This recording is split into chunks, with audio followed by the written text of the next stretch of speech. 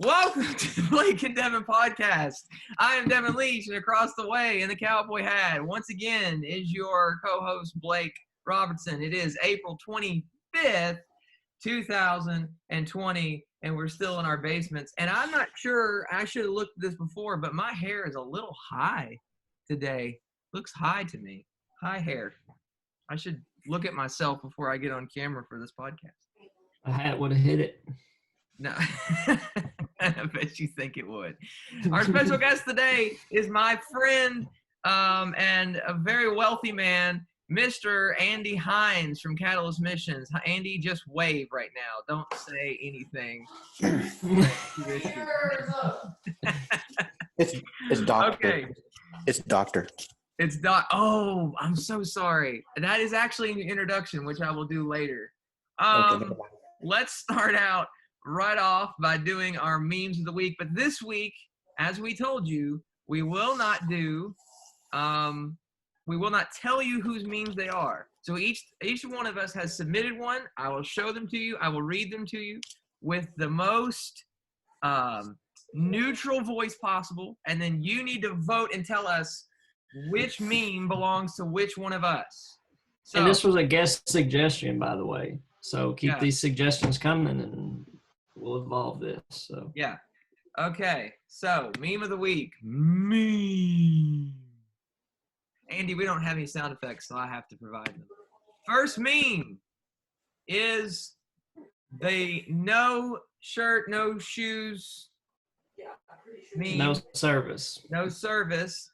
But then we go on. If you can read it, it has to be turned like this so you can read it. No smoking, no food or drink, no Canadian street slang, no horses, yes, even if they are wearing shirts and shoes. No unicycles, no drum circles, no business casual, no invading Mongol hordes, yes, even if they aren't on horses.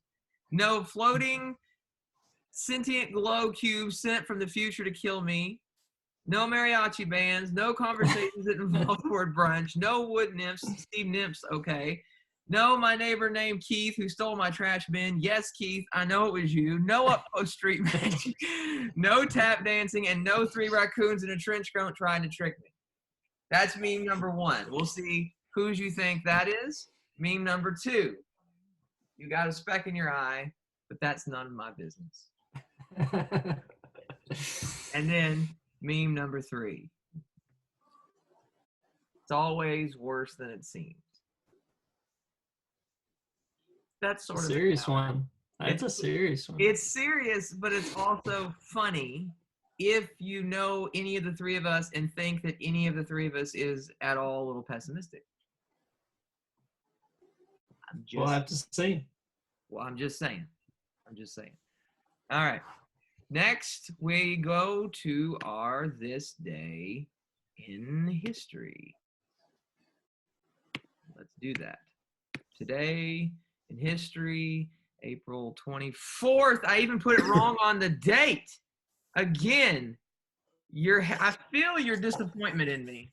But you know what? Let's be honest. I never got that right before anyway, so it's not like any big deal.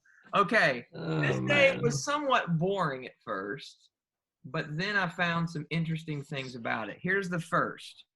Let's start way back, 1719. Daniel Defoe's novel Robinson Crusoe is published in London. So the book. One of my favorite books.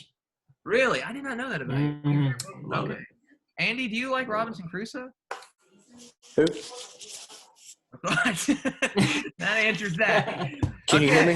Can you hear me? Yeah, I can hear you. It's fine. It's not an issue with audio. Second, in 1950, Chuck Cooper becomes the first African-American to be drafted into the NBA. And Blake, which team was he drafted to? Boston Celtics. Bam, son. That's what I'm talking about. 1953, the double helix structure of the DNA was described for the first time. In 2011, I did not know this particularly because it seems so recent. I feel like I should have already known it. In 2011, the largest tornado outbreak ever recorded hits the U.S. today. Did you know that? I didn't know. No, I didn't. And I didn't figure out where. I'm assuming like Middle America. Midwest, yeah. Yeah, Midwest. Yeah. And then this is unconfirmed, but a Chinese reporter, as of today, has tried to claim that the North Korean dictator Kim Jong-un has died. That's unconfirmed. I do not know that. I am not trying to do a CNN breaking news article here. I'm just letting you know that may be what happens. That may be what happened. I don't know. We'll see. Okay, We'll see. This isn't a news. Heard it here first. Yeah, you might have heard it here first. If we break this story, woof. I'm not sure if that's the attention we're going for anyway. Okay, let's go on to our guest today. He is. Hey, real quick. Yeah, real quick. This day in history. Also, my earthly father was born this day in history. So, Dad, if you're listening out there, happy birthday. And I'm not going to reveal his age, but happy birthday, Dad. Well, happy birthday, Blake's dad. And since Blake is actually 57 years old, you can only imagine how much his dad's hanging on. So it's the beard. It's the beard. Okay, our guest today is Dr. Andy Hynes, and he is a PhD. Andy serves as the Director of International Ministries for Catalyst Missions. The link will be in the comments below, so you can check that out. It'll also be in the description on the YouTube video. He is married with 2 sons. He helps lead the International Ministry for Indigenous Pastors Training and trains in various contexts in the United States and abroad. Andy, you have permission to speak now. Thanks for being on the podcast. Thank you for having me. All right. I want to start out by asking you, tell us exactly what you do and how you do it. So I have the privilege of training pastors, and primarily we use internet to connect with them in their locations, and we deliver modular training for theological education. And so we take Old and New Testament, biblical theology, church history, church planting, those kinds of things, put it into an easy format to give it to them over the course of an hour session over 8 to 10 weeks, or we try to do it in a 1-week session if we're in country. But we want to see these guys who have a hunger to learn and to know the word and to deliver it well and to lead healthy churches be given good, healthy teaching. And so I lead that effort for us in all of our South Asia, Southeast Asia, Africa locations. Awesome. And I have been with you to some of these trips. So you're specifically trying to connect local churches and their pastors to these different training sessions so that churches adopt particular areas that they can invest in, right? That's correct. So this is the mission of Catalyst. Tell us briefly about Catalyst Missions and where in the world they are, and like what's based on more specifically with COVID-19. How does it look going forward? So the organization has been around since 2007. The executive director and I have been leading since 2014, and we have seen great improvement, great change over the course of a little over 5 years, developing a strategy and a plan and a vision on how to connect with potential new pastors out of the country, how to train them, equip them, see them become faithful before we make any physical commitment to traveling to visit with them or establishing training sites and locations where they are serving.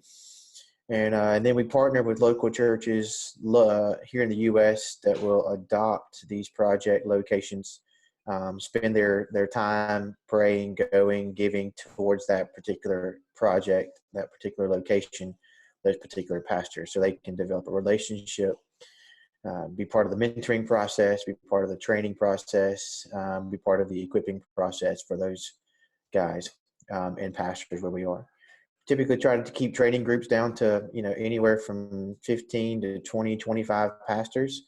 If we can keep a small group, then we can have good structure and accountability and mentoring for them. Plus, we have good faithfulness when they're in a smaller group like that. And so we're in, I think, 9 different locations right now. We're in the Ivory Coast, Nigeria. We're in Indonesia. We're in Nepal, Colombia, Nicaragua, Bolivia. And I have work online with a pastor in India. And so we have really seen some changes in the last few months. We've had to cancel a couple of trainings and trips because we can't travel. Mm. We're, sort of praying through what we do going into June and July, just watching flights and what they do as far as airlines. But the trainings, some of them are still going on because our local pastors, our regional coordinators in the country can lead those. So those are indigenous pastors who can lead those trainings. We don't have to be there. So we do that. We take trips so we can get people involved and we can be on the ground and see what's going on. But it's not required for us to be there because they can lead those. So we either equip them online or they've already been equipped and then they lead those trainings. So it really is indigenous, led by the indigenous guys. So that's one of the things that I always liked about Catalyst. And one of the things I liked about how it worked is that there was training for the locals already in place. And even in situations like this, you're seeing sort of the beauty of that, I guess, because even if you can't physically be there, the training can go on because there's a push toward training the leaders who disciple people, making disciples who make disciples. Yeah, we want to strip back the layers of restriction between us and them, and so, or between them and them training others. So if we can reduce the number of people it has to go through, the number of contacts, or the number of their bureaucracy of having all this structure in place and all this red tape, if we can just say, hey, we'll train the guy who lives in the country, who knows the language, who knows the culture, and then he can multiply. And so very little resources that are involved. We are very lean as an organization, so it's really been a very effective model, unlike other models. Right.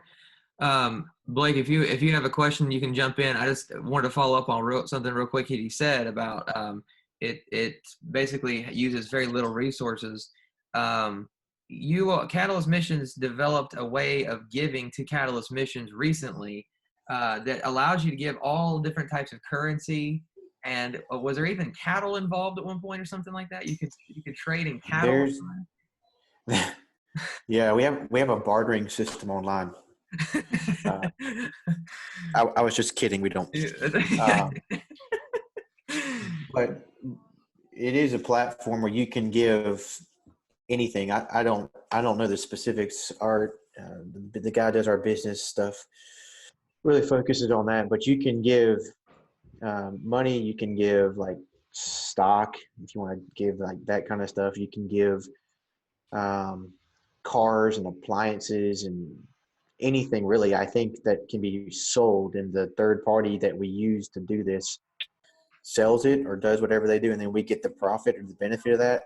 Again, I'm not sure how all that works. I know through the website you can donate and you can select whatever you're donating, and then it can be turned into resources for us. That's really cool, and that's also really helpful to those who want to give to the thing. Before we get into that, Blake, do you have anything? I saw you. Yeah, a couple things. How hard was it to break through the language barriers in several different countries that you're in? One of the things that is sort of a necessity for us is to have a guy who's bilingual. Now, Doug, who's our executive director, is fluent in Spanish, so he takes care of all of our work in Central and South America, obviously, because he's a Spanish speaker. But for me and our other locations, and this is where we are very organic in our connection to potential new pastors, is we don't go soliciting new work. We don't try to find people that we can try to partner with. We wait to see, let things kind of naturally take place. And generally somebody finds us, connects with us through a third party friend, connects to us. And, one of the requirements of being somebody who could partner with us as a regional coordinator needs to be bilingual.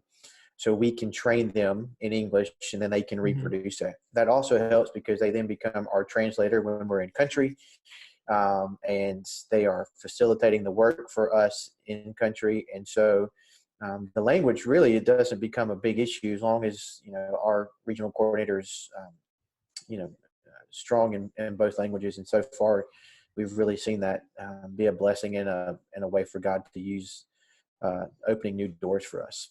So.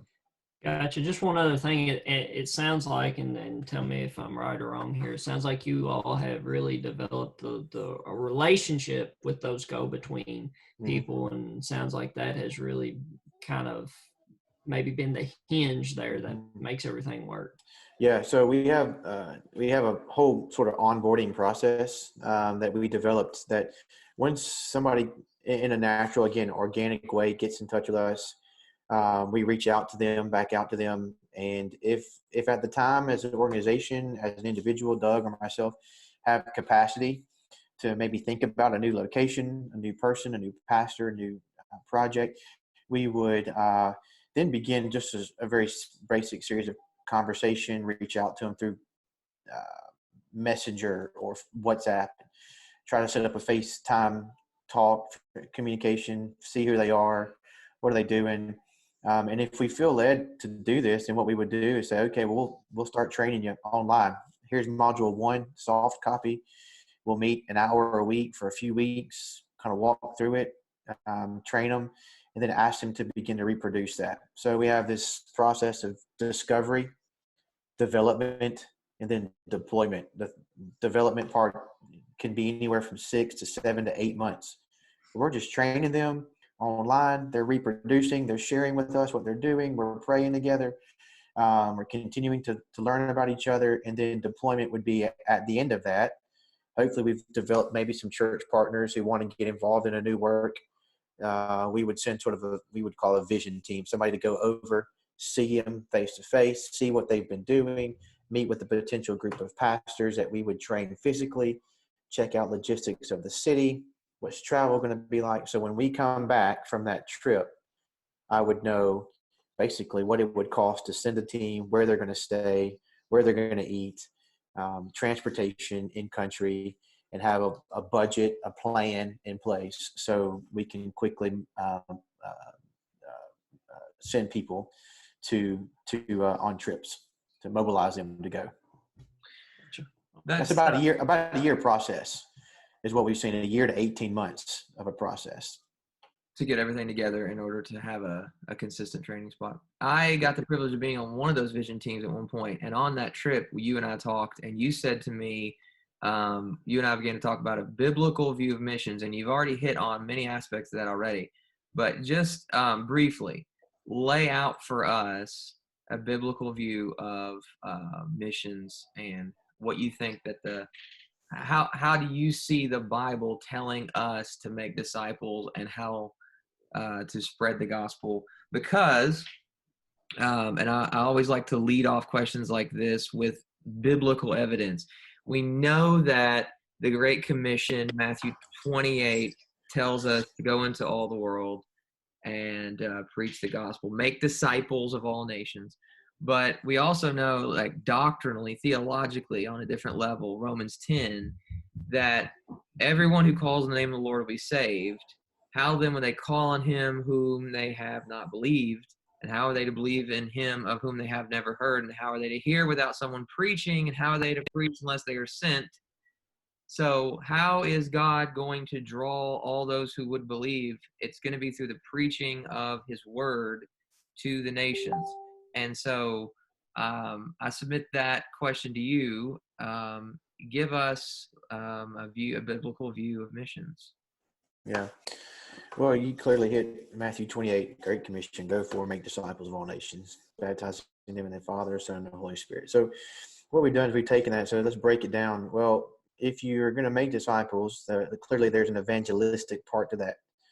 An evangelistic part of that means that there has to be mobilization into unreached places where there's darkness, places where there's no work going on. So we try to think about it and mobilizing these pastors and these individuals to go into new places, new fields, new areas where there is either little to no gospel work, or maybe there's work being done by professing Christian groups, but when we discover what they really believe, what they teach, it's not biblically based. And so we try to encourage them to think about going into these places and sharing the gospel, clearly understanding what the gospel is. And then, baptizing is identification with the body, with the localized body of believers, and connected to what Paul talks about. He's talking about, starting new work and seeing that sort of the local body of local church being the vehicle for that. So we want to see them into a new place, baptizing new believers, and then teaching them to observe, not just teaching them to observe. So to learn and to obey the commands of Christ. And so when they are learning and they are growing and there's, we're discipling them, then the goal through that process is seeing a new work. We're baptized together into a local fellowship, see a new church, if you will, beginning to make or to meet. And then the goal is the reproducibility of that into new work, into new places. So always a leadership development process. I think the scripture teaches that's what, was what Jesus was emphasizing when he talked about making disciples. It seems to be what Paul does with Timothy and Titus and others. He reproduces or passes on to them what he had learned so that they could pass that on to others, other faithful men. And so biblically, it's not, we think it's about getting the equipping those indigenous guys to be faithful to doing the work where they are in their context, through not just understanding the Great Commission, but to actually be practicing it out through those components of evangelistically reaching into dark new places, sharing the gospel faithfully, seeing people come to repentance and faith, baptizing them into fellowship together, into a local body, and then discipling them to observe or to obey what Christ had taught, and then reproducing that. And if you do that, then we see that begin to expand and to spread across a region, country, hopefully an entire continent. Awesome. Wonderful. That's good stuff, man. Okay, well, we're up against the time now, so we're going to have to move on to the hot seat. And, hot seat, basically, we're going to ask just some rapid-fire questions of you. I'm going to set a timer, and we're going to do the best we can to pop off some questions, and you do the best you can to pop off some answers for us. Blake, are you ready with some questions? Because I've got mine. I am. All right. We do 1 minute and 30 seconds because there's always a little bit of delay. And so let's start. Blake, you go first and go. Andy, how many different countries have you been to? A lot. Okay. What is the scariest part of missions? What is the scariest thing that's ever happened to you? I was in South Sudan, and I gave my passport to the passport control guy, and he told me I had violated a law the last time I had been in country, and he would not give me my passport, and I thought I was going to die and be arrested. Okay. It was scary. Yeah, I bet so. So especially in South Sudan. Blake? What's the most vaccines you've had to take to get into a country? Well, to get started into traveling, I had to take a bunch, but the most I've taken at any one time now is probably 2. Like, pretty much everything you could have, I've had. So, there's not many vaccines left for me to take, except for the coronavirus vaccine, but it's not here yet. What is and we're praying it will be, folks. Don't. And I've probably been in like anywhere from, I think, 30 to 35 countries. Wow. What's your favorite? You have a favorite country you've been to? Favorite country? The USA. Okay. Second to USA. That's a good answer. But second to USA, what's the best? USA, America. What's the best country you've been to? America. Beyond ours. Man. Probably because it's just the most recent one I've been to. I really loved being in Nepal. Yeah. Gotcha. All right. That's our time. Man, thank you so much for being here and talking with us. A lot of food for thought and everything we talked about. I also encourage people, go read the Bible, but specifically when you're reading First and Second Timothy, Titus, and you're reading these pastoral letters that Paul writes, what Andy's talking about, and training leaders, making disciples who make disciples, training leaders who will train the people that they're around. Man, that is a really biblical idea of missions. So if you're interested in giving to this mission, click the link, go to Catalyst Missions. Donate a washing machine or a car or whatever you got, or just a little money. Don't forget about missionaries and those who are doing work all around the world. And especially during this time where we don't get to go to church, we're not able to visibly see a lot of the things that prompt us to give to the work. And so don't forget about them. Andy, thanks again. And for me and Blake, we're out. Thanks, Andy. Thank you, guys. See you guys.